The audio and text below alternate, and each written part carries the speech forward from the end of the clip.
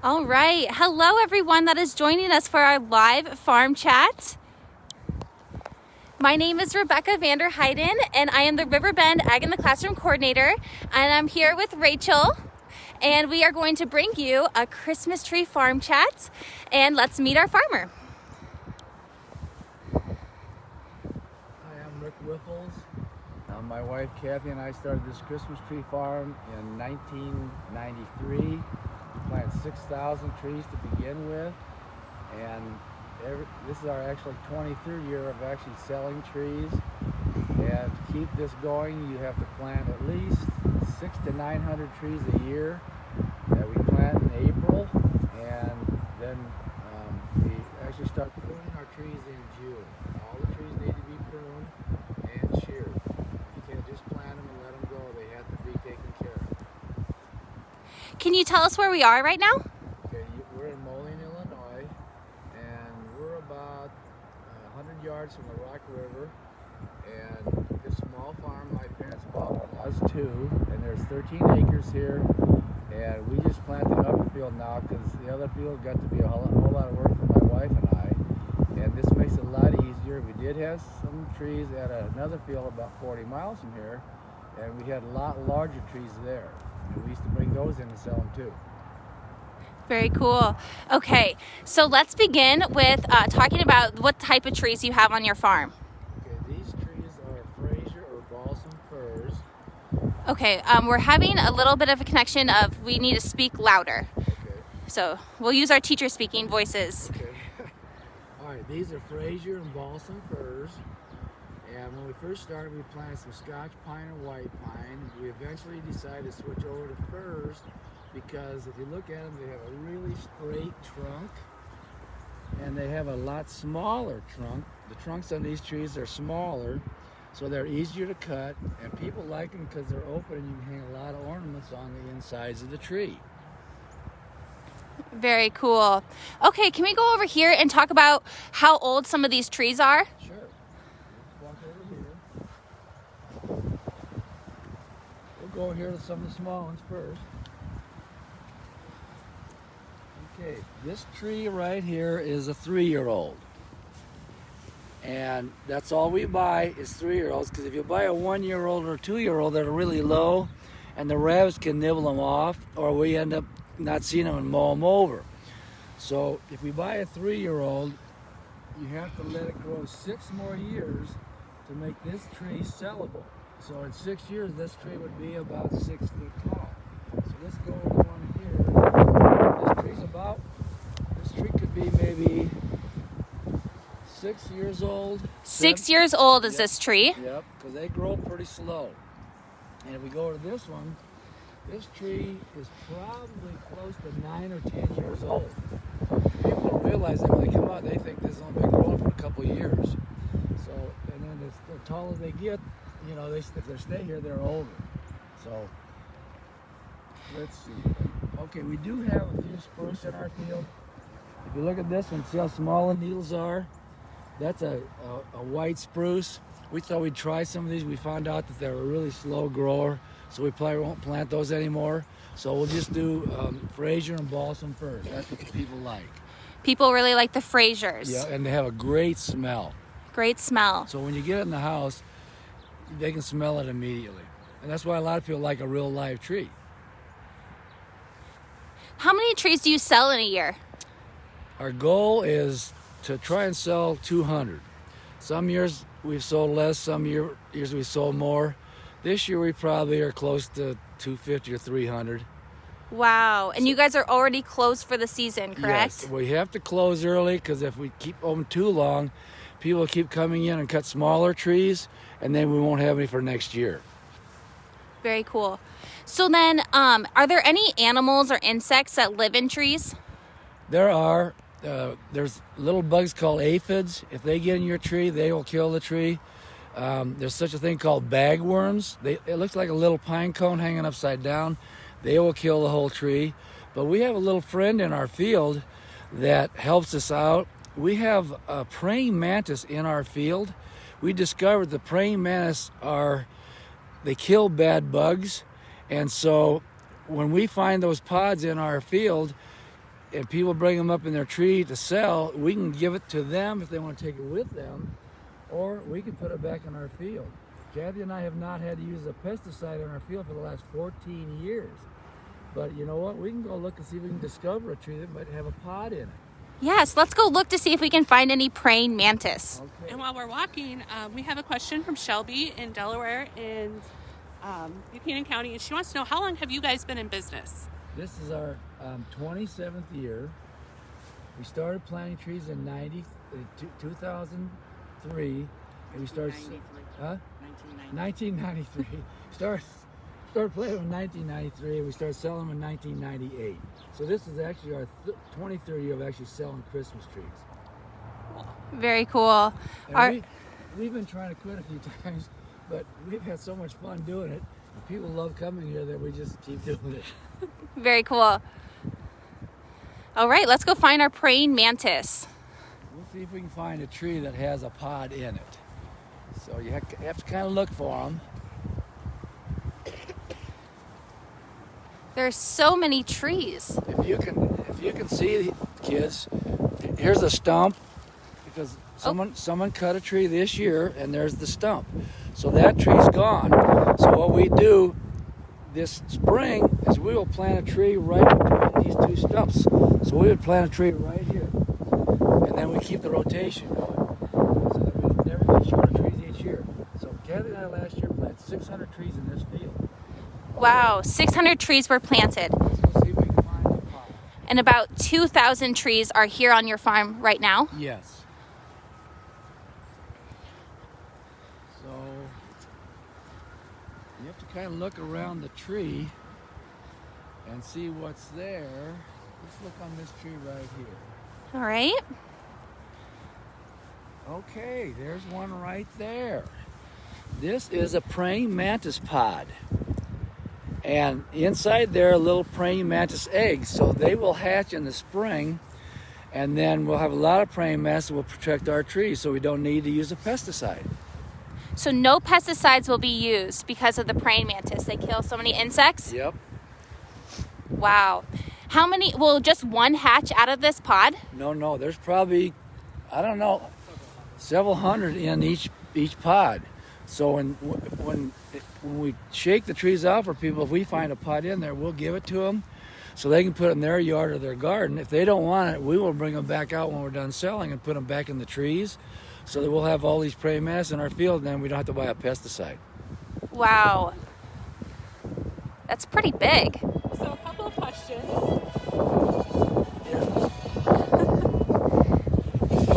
Do you really pull stumps out? That's a good question. I actually don't. I have a chainsaw, like the ones we use if we overcut a tree, but I bought it's called a carbide blade. I used to use a regular blade, but I get in the dirt so much it would ruin the blade. So what I do with my chainsaw is I would come along here like this with my chainsaw, and I would cut this stump right there. So now it's down to ground level, and that way we don't hit with a mower, because if you hit it with a mower, you bend your deck, and then you need to work on your mower. Okay, another question is, how big are the trees when you plant them? Okay, we plant what's called a 3-year-old seedling, and most of those are a 3-year-old tree that's been planted by the original seller, dug up and replanted twice. When they do that, it makes the root ball bigger and they last a little bit longer. The problem is, I saw one of your questions earlier, how often do you water your trees? We have never watered these fields. Wow. Because it's almost impossible to do it. If we did it, it would be way too expensive to try and water them. So we just pray and hope that it rains. Sometimes it rains good and sometimes it doesn't. If it doesn't rain, in 2013, I believe it was, Kathy and I planted 2,000 trees in this field. We had a drought and they all died, every one. They have to have water to get started. Once they get a good foot start in the ground, they'll last longer. With new trees, if they don't get rain, they'll die. So then we got to replant. We did not sell our trees in 2018 because we knew a gap year was coming. So our trees were actually too small. Too small. Yep. Question. So what is the typical height of a tree that you sell on your farm? The ones in this field, this year we started with some 8-footers, and then you can go down from an 8-footer to a 7.5, 7s, 6.5, and then on down. Like this tree right here, this tree, I'm almost 6 foot, so this is about a 6-foot tree. A lot of people like the little smaller ones because they're easier to take care of, and you don't need a real big tree in a standard house ceiling. Standard house ceiling is 8 foot.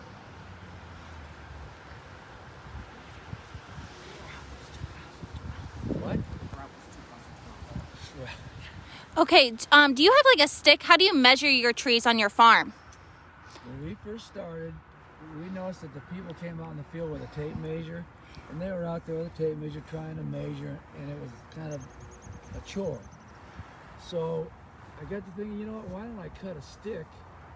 We could make a measuring stick that we could hand every person in our field so they could go out there with a stick, measure the tree, and also my wife put a really nice little sheet on there that tells the price of the tree for that height. So they come out with a stick, I'll show you a stick, and then they can come out and cut the tree themselves, measure it, bring it into the farm. So you want to go see where the... Yes, let's go check it out. Here's something interesting. The guy that helped me get started years ago had signs in his field. So we have 3 children. So this is Alyssa Avenue. She's our youngest daughter. On this side is our daughter Stephanie. She's our oldest. And over here is Wyffels Way. And then on this side is our son Kurt. So our main aisle right here, we put street signs on for. Oh, that's so neat. That's really cool. Okay, let's go see if we can get a stick and I'll show you how to cut a tree. Perfect. So another question while we're walking that way, how do you determine a price for your trees? You know what, that's a real good question. When we started, we sold every tree for $20. We noticed the guy that helped us get started, he sold his for like $17 or something like that. But a couple of years later when we got started, we just said $20 every tree. We kept that price for quite a few years, and we had a lot of people come and say, well, you're charging too little for your trees. So about 3 or 4 years later, we raised it to $24.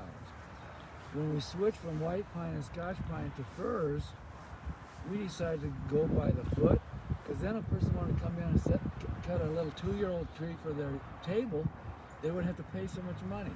So the stick says on there, by the foot, and it tells you exactly how much it is. Ours was $7 a foot. We've kept that price since we started at $7 a foot. We have not changed our price in 7 years. Wow. So let's go take a look at the stick, and then we can see the prices. Okay.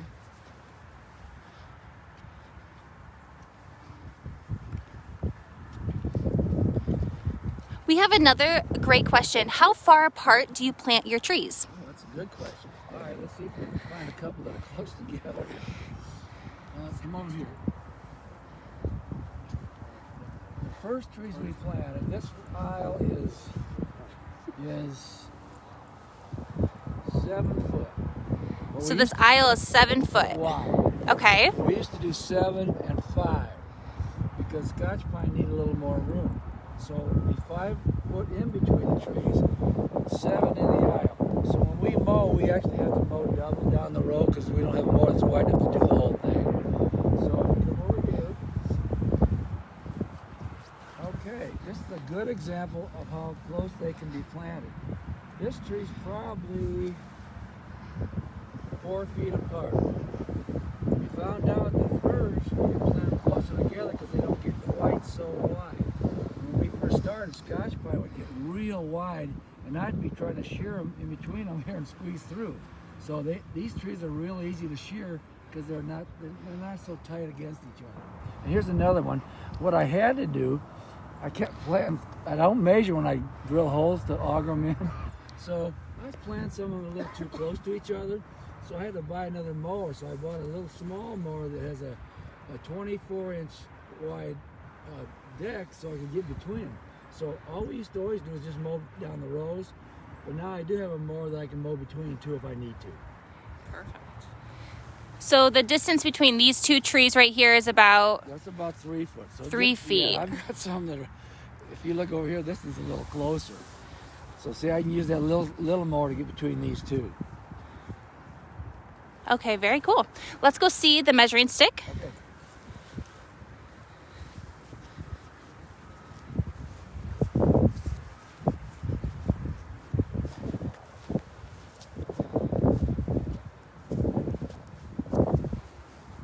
Okay, I made these up when we decided to sell them by the foot. So this is just kind of a measuring stick made out of wood. We put the measurements all the way up to 8 foot. And my wife made this tree price list that shows the height of the tree and the price. So when they go out there, they can determine exactly what their tree is going to cost. Very nice. So if they go out there and they pick this tree, they will look at this, it's a 6-foot tree. So they say, well, this is a 6-foot tree, it's going to cost me $45.50. So they know. So, you want to cut one? Should we cut one? Yeah, we could cut one. All right, let's find one that we can cut. I'll get my saw. Well, I didn't bring cardboard out. What we normally do is give them a saw. This is a little hand bow saw. They're real safe. We don't let people use a chainsaw here. And then we give them a rope to drag it back. And so I'll show you how we do it. Perfect. Okay? Yeah, let's go cut one. So while we're walking, how long does it take to grow a 6-foot tree? Okay. We buy a 3-year-old. You can add 6 years onto it. So it's a 9-year-old. A 6-foot tree like this is 9 or 10 years old. Wow. All right. Let's find one to cut.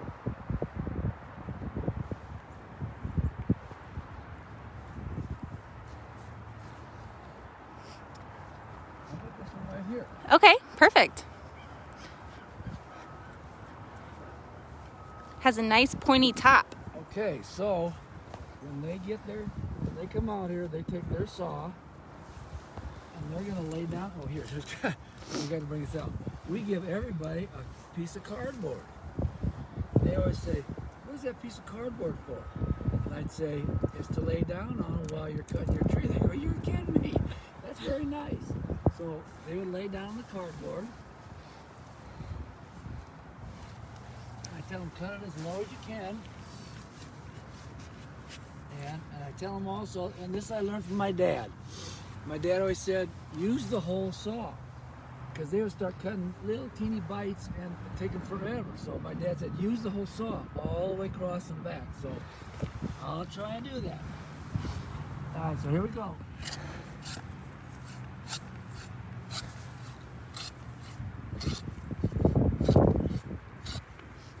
And sometimes I tell them have their wife stand on the other side. Come on, somebody. And you're gonna pull that a little bit toward you over there. More that way.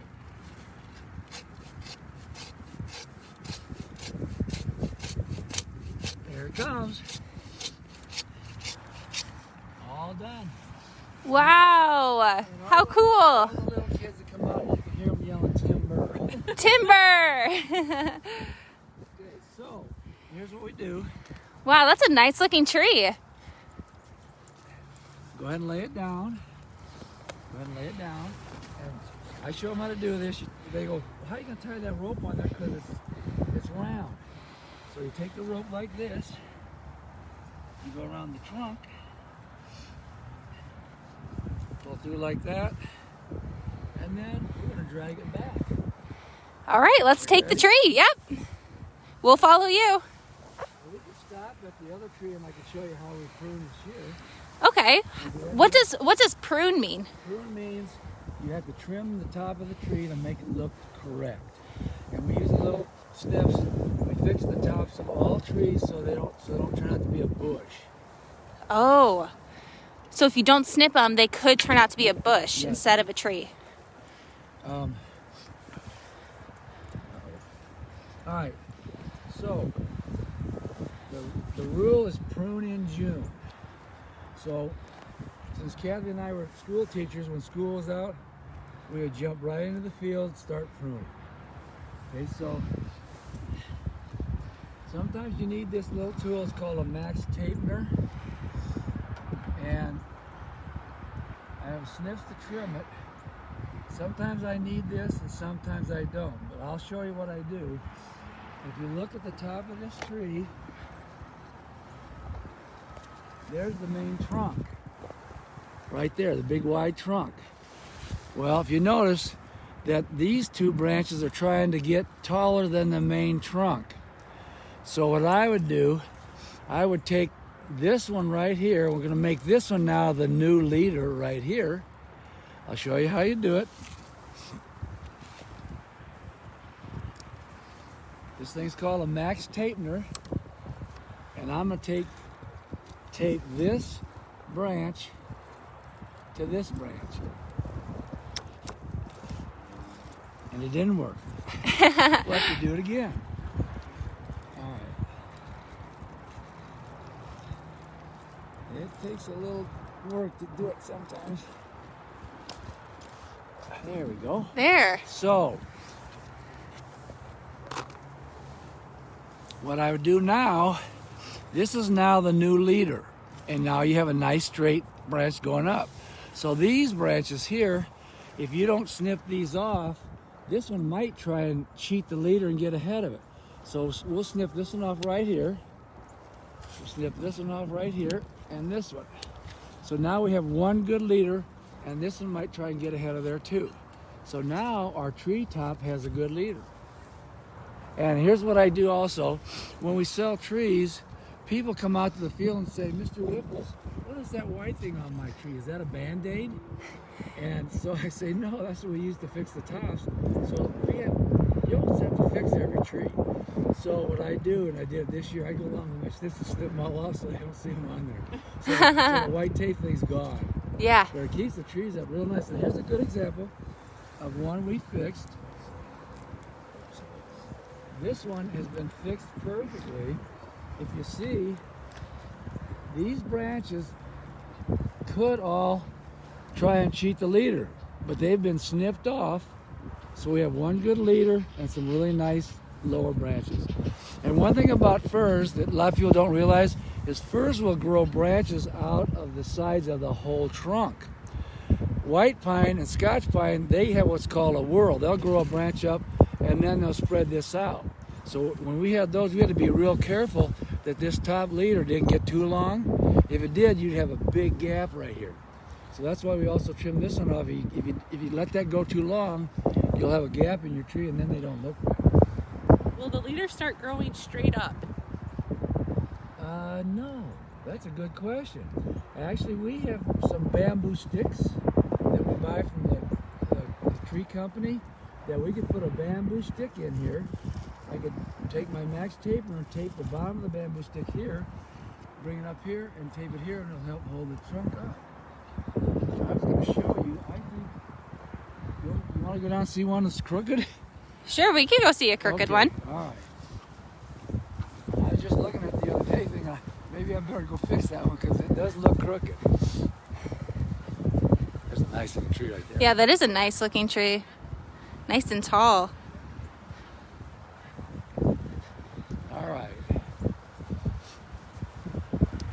Here's one too. If you look at this tree, see, we probably could have snipped this one off.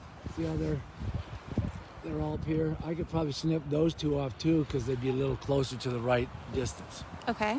All right. These are some younger trees. Yep.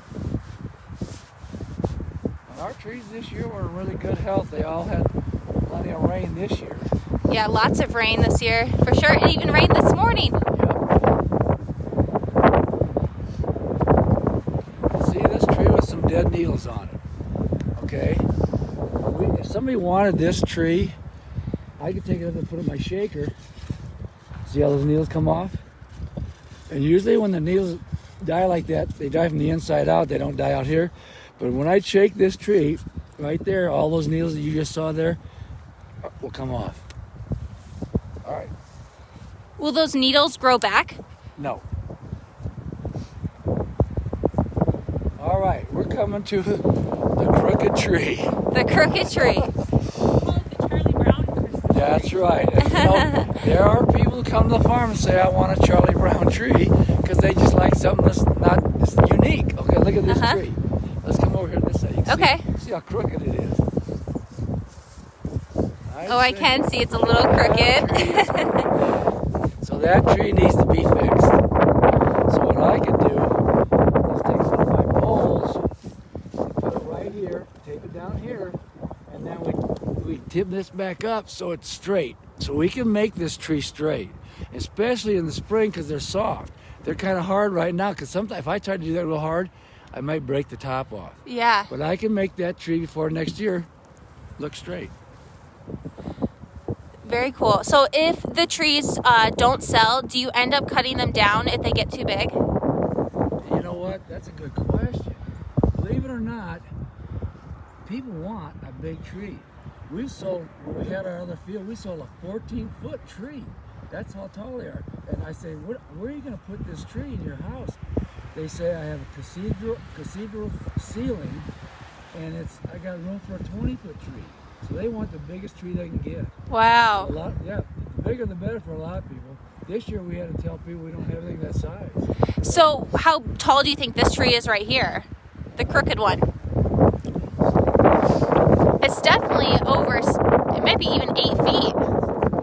This is about 8 foot. Fix this Jeez. one next year. It'll be an 8-foot tree. You know what will happen? The first person comes here to buy a tree, they'll come down and buy this tree first. They want an 8-footer. Yeah.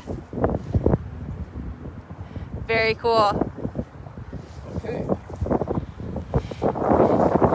Any more questions? Well, let's see. Can you tell when you plant trees in a wet or dry year? Can you tell the difference? Yes. When you have a dry year, I can show you some of the trees up here that we planted this year. They start turning kind of a little lime green color. Oh. So I'll show you a couple. And what's the problem with them is they're lacking water. Like I said, we have no way to water the trees.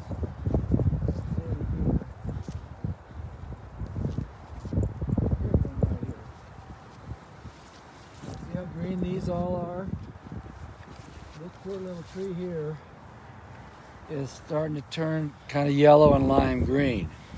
So we're hoping that we'll get enough rain, and if we get a lot of snow and it snows here, it'll help them grow. But if that one doesn't, that tree will die. How many trees do you typically lose a year? That's another good question. When we first started, the gentleman who helped us get started said, if you plant 100 trees, you could naturally lose 25 just for attrition or whatever. One year we planted, Ken and I planted like 900 of them. We didn't lose one. I mean, it was such a good growing year. So, you know, we usually lose 10% when we plant around there. But if you don't get it right, you're going to lose them all. Interesting. Okay, well, let's go back up to the tree that we cut down, and then we can show the shaker. Okay. What do we have here? Somebody's hand warmer.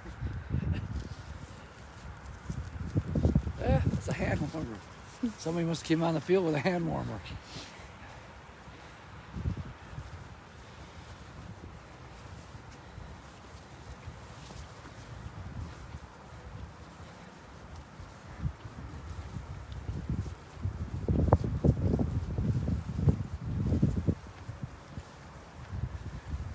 So here's our tree.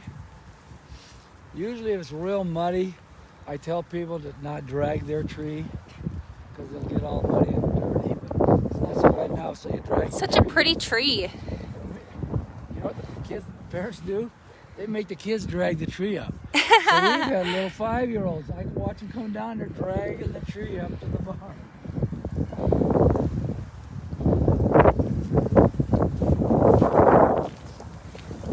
We're taking our Christmas tree to the shaker, and then Rick will explain what the shaker does to the tree.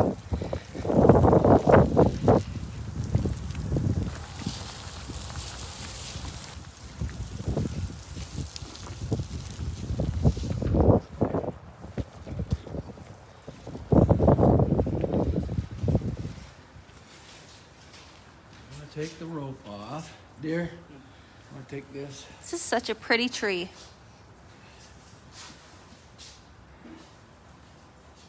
Okay. What I would normally do, see how I cut it a little crooked? I will take my chainsaw and I will square it up. But then I also will cut an X in the bottom. Let's see if I have my little piece here for show and tell.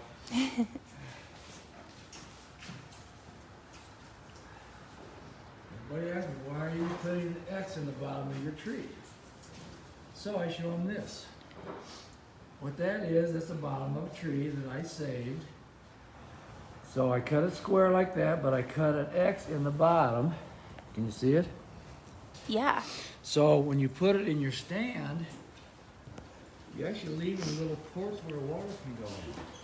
And they always say, why are you putting an X in my tree? And I said, that'll help it drink. If you don't, and you put it down there flat, get it in the bottom of your stand, it seals it up. So when you take your Christmas tree home, you have to make sure you give it some water. You should, if you're going to put it up that day, you need to water it that day. And believe it or not, that tree will drink the tray dry the first night. Wow. So the next morning, you got to get up and check it again.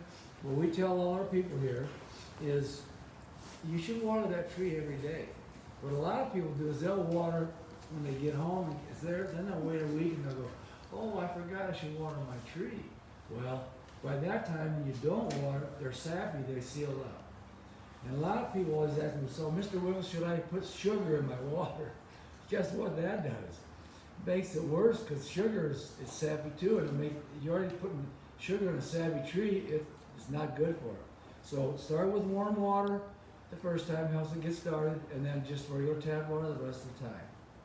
Very cool. So this is just for show and tell. So it's proper watering and care. How long can a Christmas tree last in your house? That's another real good question. It'll last 6 weeks. Well, 6 weeks. Wow. Well, if you water correctly, it'll last 6 weeks. It'll go well past Christmas time. Because a lot of people like to keep it till through New Year's too. So as long as you water it, it'll be fine. All right, let's put the tree in the shaker. All right, here we go. Now you see the dead branches here? And that kind of icky stuff in the bottom of the tree. Whoa, it's wind. All right, I want you to take a picture of the bottom of the shaker on the ground here. See So this is the shaker. There's nothing on the floor here. Uh-huh. Okay, so watch what happens when I start shaking this tree.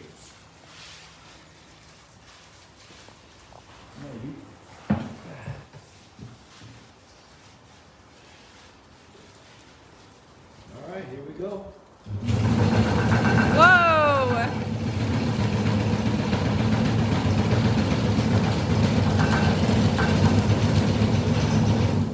And then what we do is we'll go through with our hands and clean it out.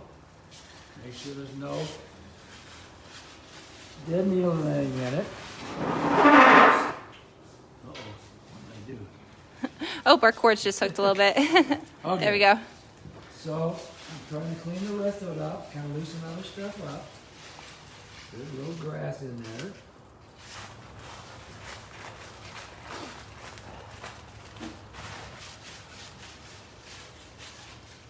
All right, I'm gonna shake it again. Okay. Shake it one more time.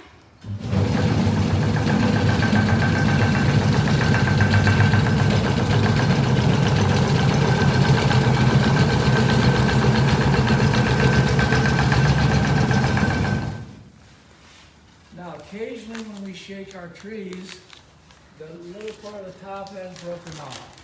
Oh. Especially when it gets real cold before we sell. If it gets real cold, the branches get so brittle that some of the tops might break off. But Well, good thing this one didn't break off. No. And if that happens, we'll tell them to go get another tree. And we'll use the one they cut for wreaths. So going back to watering your Christmas tree, we have a question. Are you supposed to use warm or hot water? Or what kind of temperature should you use to water your tree? Use regular tap water, but it needs to be warm. It doesn't need to be really hot, but it needs to be warm. It helps it start drinking. And then, after that, just regular tap water. Now, Kathy sells some stuff you can buy, some capsules you can put in with your water. It helps it. You know, you don't need to. Some people want to get that anyway just to make sure. So you can buy something to put in there. It also makes it drink better and helps the life of the tree. Okay, now I'm going to remove this tree. I want you to look down here at what's there now, which wasn't there earlier.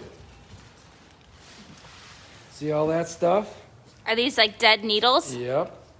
Wow, And that's a lot. guess what? If we didn't shake the tree and you took it in your house, those would be on your floor. Oh, And nobody wants that on their no, floor. And a lot of people aren't happy if they don't get their tree shook. So we shake them all. Here's a really good question. Do you use the same shaker for trees that are 15 to 20 feet tall?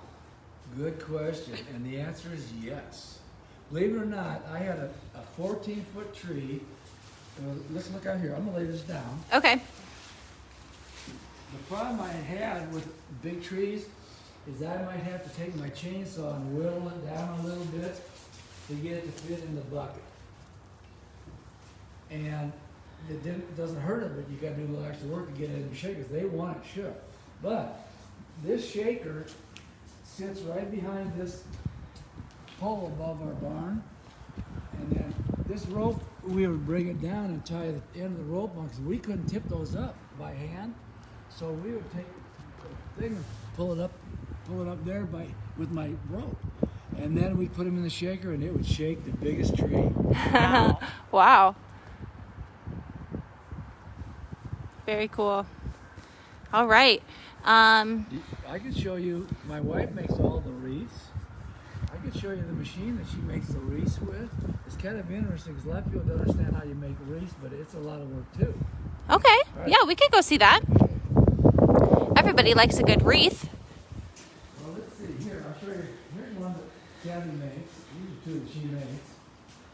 Wow, that's so pretty.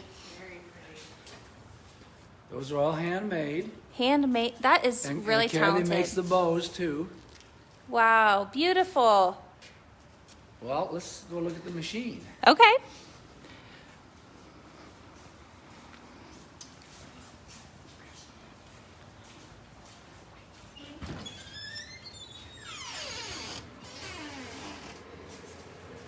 Okay, I made this table for Kathy a long time ago. The mechanism has a pedal at the bottom, and it crimps the tree ring. So when you put this in here,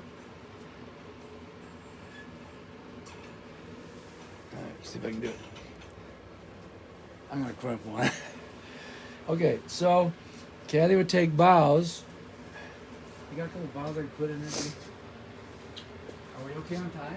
Yeah, we're doing okay on time. Probably wrap up in a little bit for questions. Okay. Kathy's gonna get you a couple of boughs that we put in here, but she puts them in the ring. Uh-huh. Why don't you show them how, dear? You don't have to talk.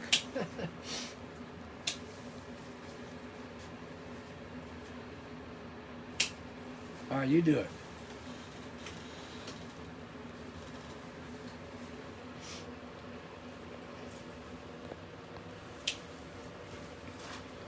Just do one part.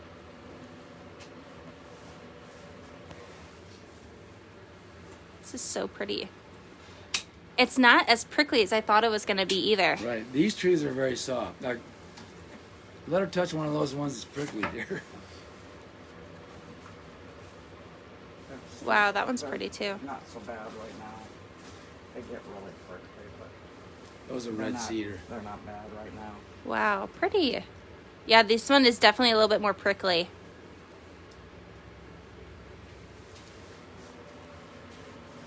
So then Okay. how does it work?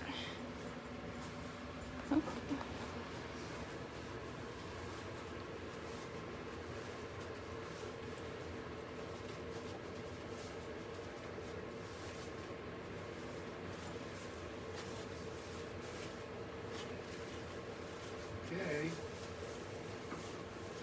What do you usually take 3 or 4 branches? 3 or 4. Packed them together. Make like a triangle. Oh, a triangle. Okay, I see it. And then I do Oh, that's so pretty. piece of Yeah. white pine and then a piece of cedar. And then you pinch it in there.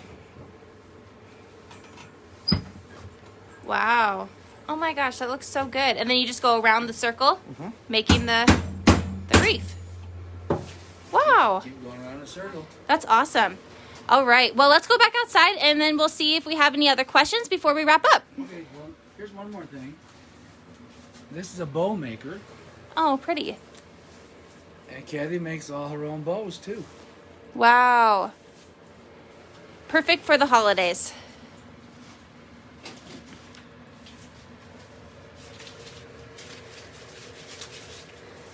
Beautiful. All right, let's go outside and we'll wrap up with some questions.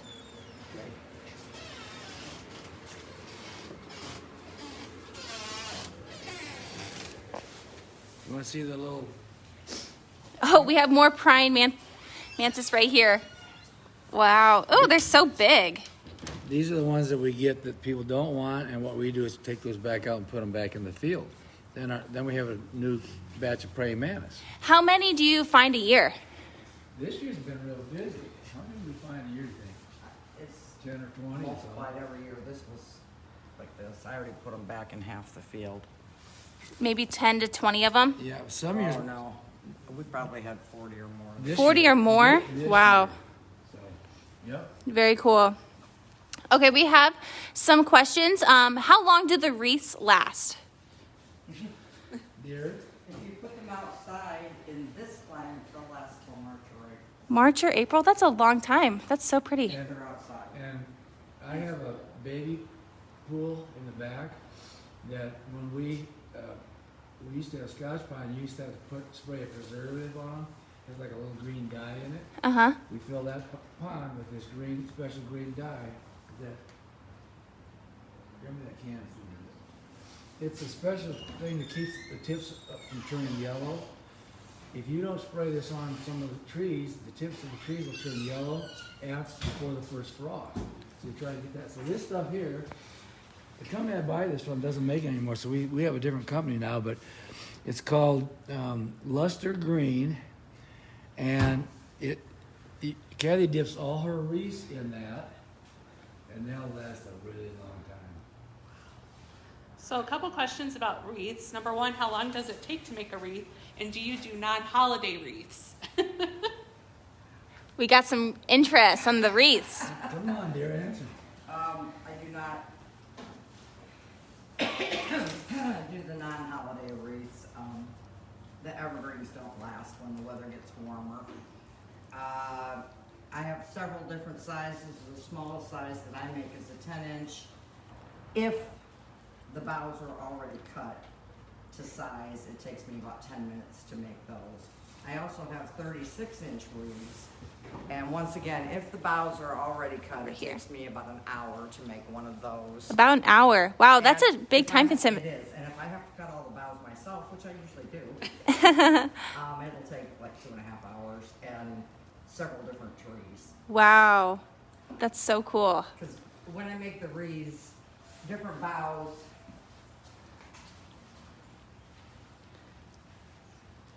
And we collect all our own pine cones. We have trees here that drop pine cones. Uh-huh. So Kathy buys some, but a lot of our pine cones we pick up right out of the yard. Like this is about the size I use for the biggest wreaths.